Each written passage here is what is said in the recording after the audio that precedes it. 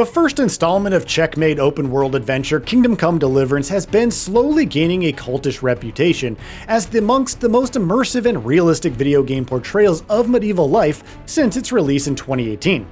Now we have a sequel on our hands, Kingdom Come: Deliverance II, releasing to PC plus current-gen Xbox and PlayStation platforms on February 4th, promising a continuation of player character Henry's story, but with immersiveness and realism established and its forbearer ramped up.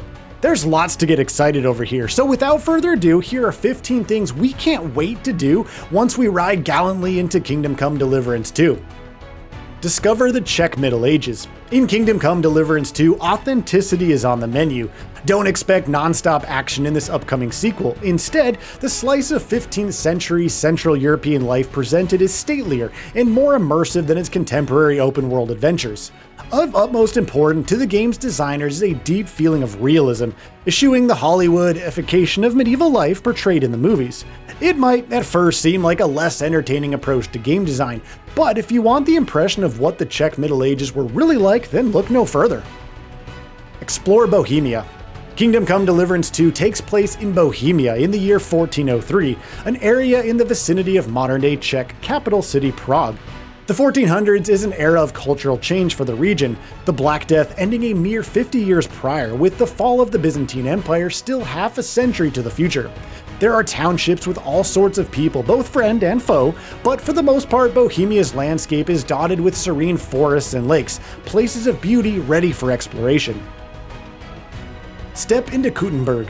Hailed as a medieval metropolis, Kenberg is Bohemia's cultural center, a city of power, politics, and profit that influences the entire region. 10 times larger than Kingdom Come: Deliverance counterpart Rete, Kenberg, now known as Kutna Hora, lies east of Prague and harbors a real-life silver mining heritage, and thus entrenched wealth. Owing to aforementioned Hollywoodification, what we'd expect of medieval townships, crooked streets and dark alleyways, compressed, maze-like, was never really the reality here.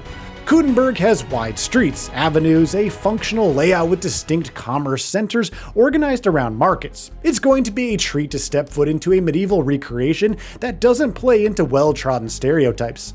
A moment's distraction is all it takes. Someone must have filched it from you. If I don't find it, I'm done for. Now hold on, wait, what are you doing? Develop Henry's character. Once again, players will assume command of gallant everyman Henry of Skalitz, and even though Kingdom Come: Deliverance II is a sequel, the game starts with Henry as something of a blank canvas, whom players can shape their way. His skills, morality, and personality can be developed in ways that reflect individual values, or as a character of fantasy altogether.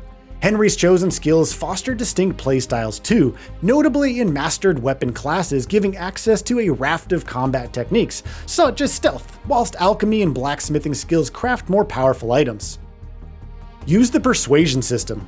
Beyond Henry's honed character traits, Kingdom Come: Deliverance II harbors a surprisingly deep persuasion system, whereby dialogue options and thus the power to influence people can differ depending on Henry's appearance.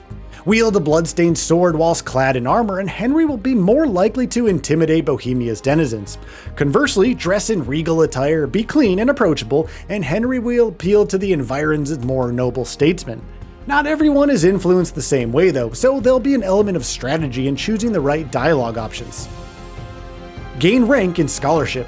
Kingdom Come: Deliverance's reading skill has been replaced by scholarship, which is set to evolve Henry beyond understanding the written word to discerning theory and applying knowledge. Putting points into Henry's scholarship level, acquired by reading Bohemia's numerous books, will open new dialogue options, plus enhance the ability of other tertiary skills. Seems as though developing Henry's intelligence will be just as mighty for his survival as mastering swordplay. Experience refined combat. Combat ranked among the defining elements of Kingdom Come: Deliverance thanks to its insistence on placing the mastery of any given weapon in the player's hands.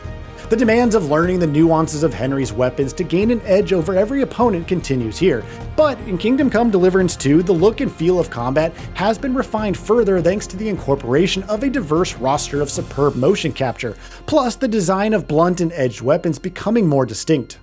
I'm all yours.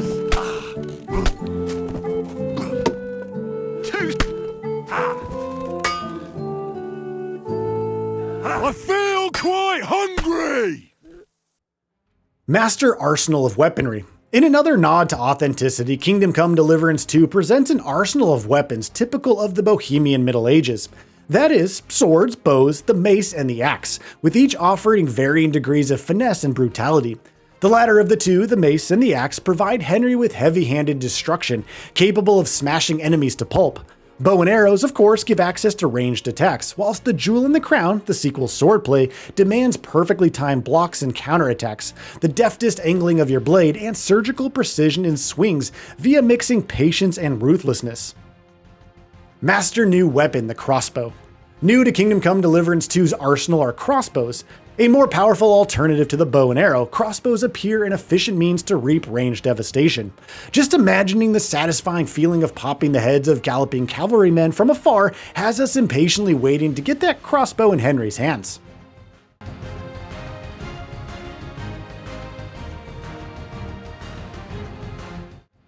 Fire medieval guns. We said Kingdom Come Deliverance II takes place in an era of change, and we meant it. The sequel's incorporation of primitive firearms is a perfect example.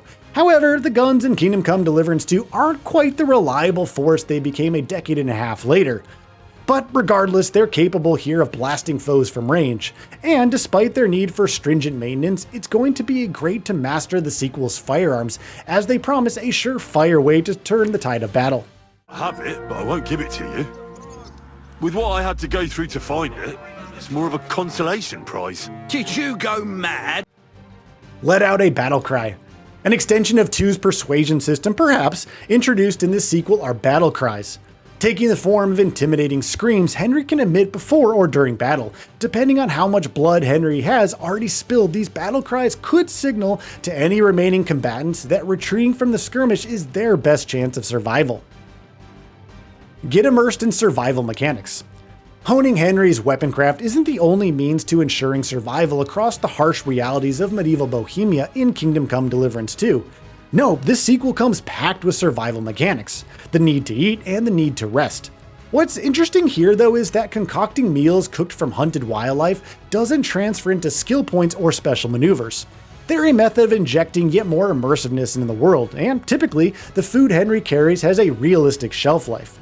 You wouldn't pack fresh food on a weekend's excursion in real life, so you better be curing some if you still want Henry to have the energy to complete a 3-day trek. Sleeping is another essential component to survival, but you need to choose wisely where Henry lays his head to rest, as sleep exposes him to ambush. Develop outfits. Kingdom Come Deliverance II has smoothened its inventory management by streamlining the process of switching between outfits. In the sequel, Henry has ready access to 3, meaning he can don his smartest attire when interacting with the more upstanding, switch to a full suit of armor for when he's accosted, or wear dark clothing for some nighttime sneaking. The sleeker UI means any outfit you can dream up from Henry's wardrobe will be simple to combine and adopt during gameplay. Use stealth. We've touched upon developing Henry's character and skill set before, mastering certain weapons, increasing his knowledge, concocting an outfit of black attire. All these elements are pointing towards stealth being a viable option for encounters. And yes, it is. While stealth oftentimes feels like an underbaked element that's been tacked on to other action RPGs, stealth in this sequel appears deep and immersive. Another technique to master improving stealth will make Henry's ability to distract guards, to sneak undetected, make use of disguises, and generally be a Phantom of the Night is going to be well worth the effort.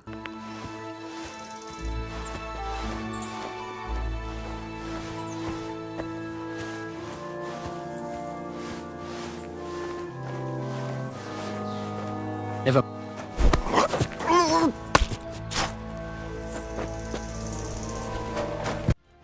Look for hidden locations and secrets. As is commonplace in open world games, hidden locations and secrets are rife in Kingdom Come Deliverance II. Bohemia in the sequel is host to a raft of concealed locations for the more inquisitive of you. And yes, much like everything else in Kingdom Come Deliverance II is presenting, these secrets are baked into the landscape as realistically as possible. Take Kenberg's silver mining heritage, for instance. This city is laced with subterranean networks of mine shafts and catacombs, hidden routes to traverse the city, spellbinding locations such as ossuaries, and hopefully a handful of rewards too. So what are your thoughts on this? Go ahead and share them in the comments below. And if you like this video, please subscribe to the channel and enable all notifications by clicking the bell icon to get new video updates. We upload every day and would really appreciate your support. Thanks for watching.